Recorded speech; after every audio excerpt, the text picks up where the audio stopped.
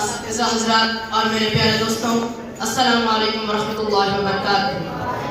आप सभी को सबसे पहले यौम उर्दू की मुबारकबाद बोलता हूँ। ऐ दो जहां